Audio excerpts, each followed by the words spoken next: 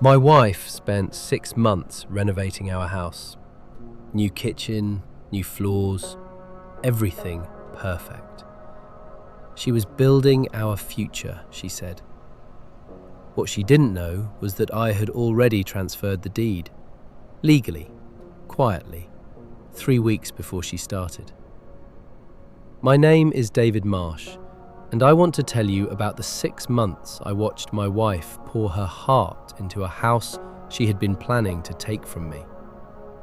It started with a conversation I wasn't supposed to hear. We had people over for dinner, 2 couples we'd been friends with for years. After dinner, the women moved to the living room, and I stayed at the table with the other husbands, and at some point I walked to the kitchen to get another bottle of wine, and the conversation from the living room came through the wall more clearly than anyone had anticipated. I heard my wife's voice. I heard her say his name, a name I recognized, a man she had mentioned occasionally as a colleague, someone whose existence I had never thought twice about. I heard her say, "When the time is right, I just need to make sure the house is handled first." I stood in the kitchen for a moment. Then I opened the wine and walked back to the table. When the guests left, I helped clean up. We went to bed. She fell asleep. I lay awake. The next morning, I called my estate attorney. Here is what you need to understand about the house. We had bought it 9 years ago, 2 years into our marriage. The down payment had come from money I had inherited from my grandfather, a fact documented in the purchase records, in our mortgage application, in the financial disclosure we had both signed. My attorney had flagged at the time that this gave me a specific legal position regarding the property in the event of a divorce. I had not thought about that clause in 9 years.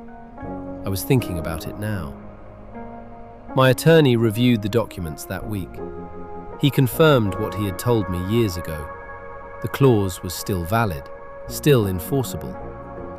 Given the documented origin of the down payment, there was a legal pathway to restructure the deed that would protect my interest in a way that would survive a contested divorce. It would need to be done carefully and quietly, and soon, before any formal proceedings began, before anything was on record, before she knew I was looking. I asked him how long it would take. He said 2 weeks. I said, "Do it."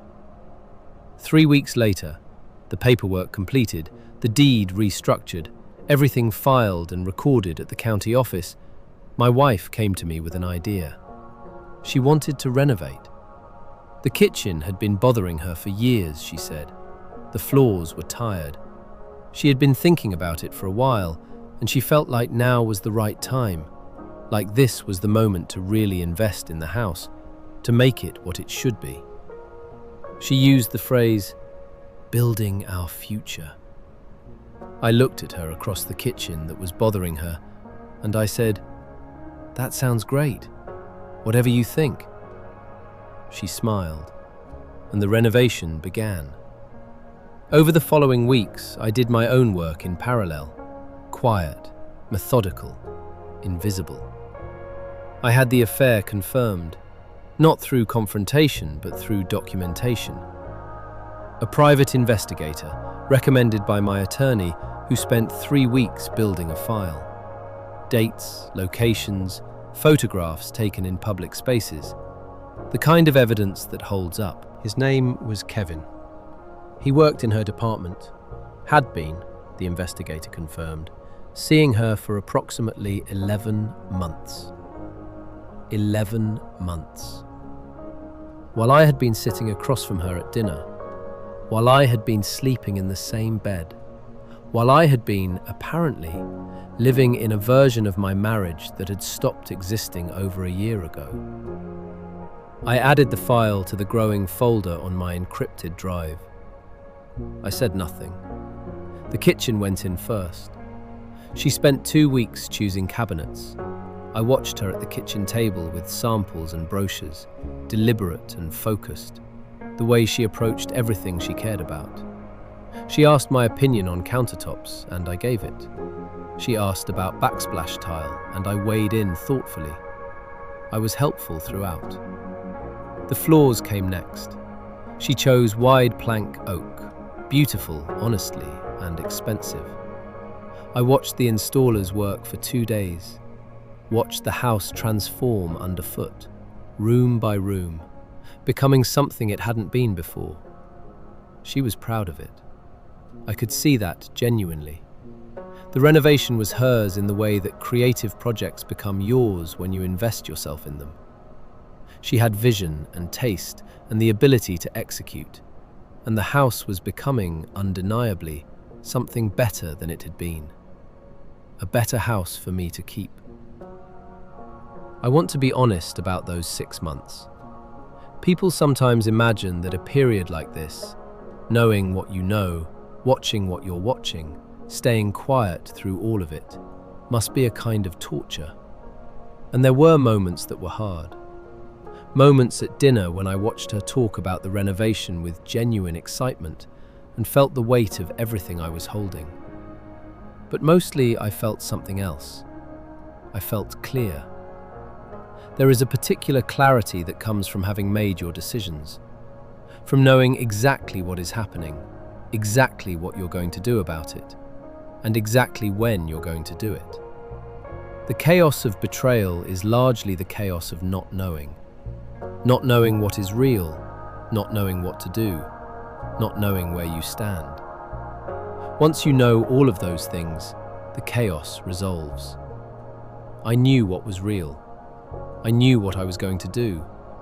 I knew exactly where I stood, legally, financially, emotionally. I was waiting for the right moment. It came on a Saturday in October. The renovation had been finished for 3 weeks. The house looked extraordinary. I'll give her that without reservation.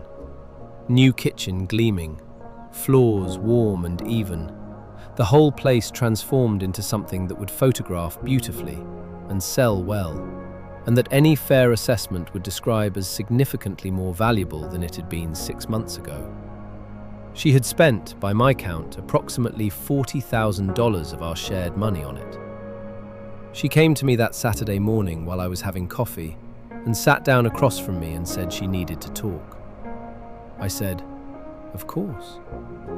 She told me she wasn't happy, that she had been unhappy for a while, that she cared about me, but that she didn't think we were right for each other anymore, that she thought it was time to be honest about that. She was measured and kind about it. She had clearly prepared this speech carefully. She talked about the future, about selling the house, dividing the proceeds, starting the next chapter. She used the phrase amicable and fair. I listened to all of it. Then I said, "Can I ask you something before we continue?" She said yes. I said, "How long have you been planning this?" She paused. "What do you mean?" "The renovation," I said. "The timing of it. Did you start it because you thought it would increase the sale value?" Something moved across her face. Careful now, measuring. "I started it because I wanted to improve the house," she said. "Kevin's name," I said. She went still. "I've known for about 7 months," I said. "I've had a file since month 2. I know when it started, where you met, how often. I also want to make sure you understand something about the house before we talk about dividing the proceeds." I slid a document across the table. She picked it up, read the first page, then the second. The deed restructuring. The county filing date. 3 weeks before the renovation began. She looked up at me. "This is my house," I said calmly. "It was bought with my grandfather's inheritance. The original purchase agreement has always reflected that. 3 weeks before you started spending $40,000 of our shared money improving it, I restructured the deed to make the legal position explicit." I looked at her steadily. You have made my house considerably more valuable. I appreciate that. She put the document down. For a long time, she didn't say anything. Then she said, "You knew when I started the renovation." "Yes." "And you just let me do it." "You seemed to want to," I said. She looked at the kitchen, the cabinets she had chosen, the countertops we had discussed, the floors that had taken 2 days to install. "That's not fair," she said quietly. I thought about 11 months, about Kevin, about sitting across from her at dinner for 7 months, knowing what I knew. "No," I said. "It probably isn't." The divorce took 8 months. The deed restructuring held. My attorney had done the work properly and the clause was unambiguous. The renovation value was assessed and credited to me as the sole property owner. The affair documentation was submitted and treated as relevant to the asset division proceedings. She received her fair share of what we had actually built together. The house was not part of that calculation. Kevin, as far as I heard, ended his own marriage around the same time. I don't know what happened to either of them after that. That story was never mine to follow. Here's what I want to leave you with. She stood in my kitchen choosing cabinets, and I stood beside her and helped her choose. I weighed in on countertops. I watched the floors go in. For 6 months, I lived inside the renovation she had started as part of a plan to leave me with less than I deserved. And I let her do it. Not out of cruelty, out of the understanding that the person who acts first doesn't always win. Sometimes the person who acts first just makes noise, and noise is the enemy of position. I had position. I had documentation. I had a deed that said exactly what it needed to say, filed 3 weeks before the first cabinet went up. What I did for 6 months was simply not interfere. I let her build something beautiful. And then I kept it. That's not revenge. That's just the natural consequence of a plan that was never as clever as she thought it was. I still live in the house. The kitchen is excellent.